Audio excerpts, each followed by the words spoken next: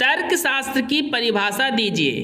तर्क वाक्य और वाक्य में क्या अंतर है। सेमेस्टर 1 फिलॉसफी का ये बहुत ही इंपॉर्टेंट सवाल है जिसे मैं आपको एक ऐसे नोट्स के साथ समझाऊंगा जिसे आप अपने एग्जाम में हूबहू लिख सकते हैं।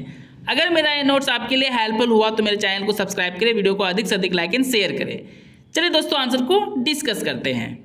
विचार के नियमों के विज्ञान को तर्कशास्त्र कहते हैं। मतलब जो हम लोग विचार करते हैं जिससे हमें ज्ञान प्राप्त होता है दोस्तों, उसे ही तो तर्कशास्त्र कहते हैं। अंग्रेजी के शब्द लॉजिक का अर्थ तर्कशास्त्र होता है। मतलब सीधा सा है, लॉजिक का मतलब ही होता है तर्कशास्त्र।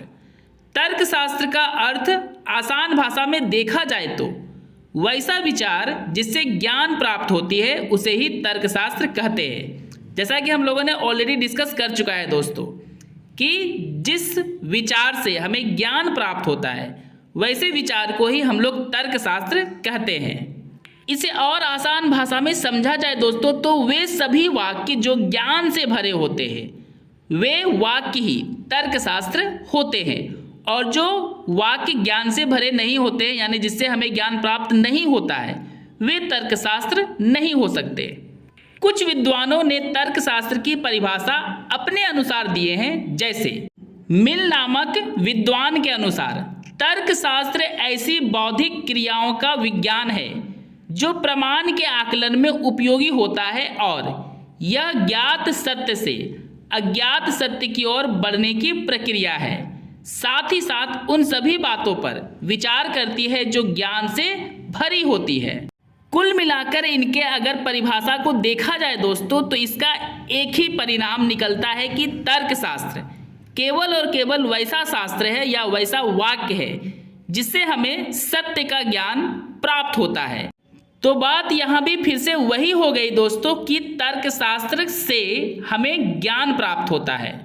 आई होप दोस्तों अब आपको अच्छे से समझ में आ गया होगा कि तर्कशास्त्र की परिभाषा क्या होती है और तर्कशास्त्र एक्चुअल में होता क्या है। तो चलिए हम लोग अब दूसरे क्वेश्चन जो तर्क वाक्य और वाक्य में अंतर है उसे अच्छे से समझने की कोशिश करते हैं। तर्क वाक्य और वाक्य दोनों एक दूसरे से संबंधित होते हैं, मतलब दोनों एक दूसरे के ही अंग होते हैं, लेकिन इनमें कुछ अंतर भी होते हैं जो निम्नलिखित है। मतलब सीधा सा है दोस्तों, दोनों एक दूसरे के अंग होने के बावजूद भी दोनों में कुछ अंतर तो होता ही है। और पहले अंतर को हम लोग डिस्कस करते हैं दोस्तों। प्रश्न पूछने, उपदेश देने, सूचना देने, आज्ञा देने इत्यादि में जिन भाषा का उपयोग करते हैं उसे ही वाक्य कहते हैं। क्योंकि बिना वाक्य के दोस्तों हम लोग ना तो प्रश्न पूछ सकते हैं, ना तो उपदेश दे सकते हैं, ना सूचना दे सकते हैं, ना आज्ञा दे सकते हैं। तथा इन सब वाक्यों में जब निर्देशों का उपयोग होता है तो वैसे वाक्यों को ही तर्क वाक्य कहते हैं।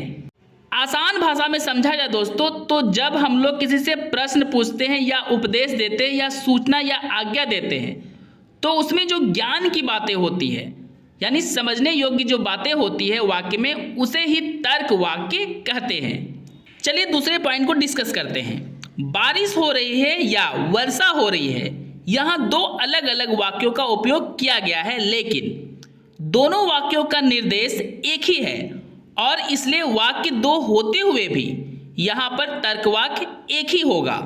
मतलब सीधा सा है दोस्तों, वाक्य दो अलग अलग हो सकते हैं लेकिन दो अलग अलग वाक्य होने के बावजूद भी जो तर्क वाक्य होता है उसका एक ही हो सकता है, क्योंकि दोनों वाक्य से एक ही निर्देश होता है कि वर्षा हो रही है या बारिश हो रही है और दोनों का मतलब तो एक ही है और तर्क वाक्य इसे ही तो समझने में हमें ज्ञान प्रदान करता है।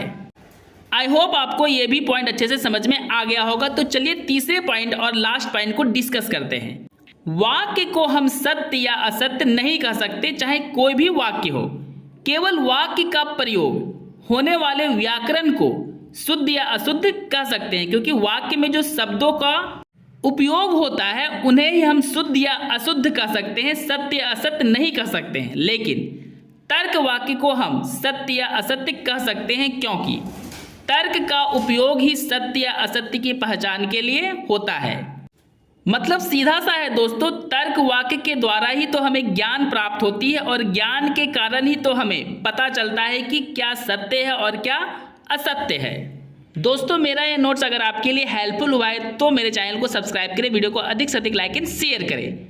चलिए दोस्तों पैराग्राफ चेंज करके इस आंसर को पूरी तरह से कंप्लीट करते हैं। संक्षेप में हम कह सकते हैं कि वाक्य और तर्क वाक्य एक जैसे होते हुए भी दोनों में काफ़ी अंतर देखा जा सकता है। एक वाक्य में किसी भी प्रकार का तर्क नहीं होता, लेकिन एक तर्क वाक्य में तर्क होता है, जिसके कारण तर्क वाक्य ज्ञान से परिपूर्ण यानी भरा हुआ होता है।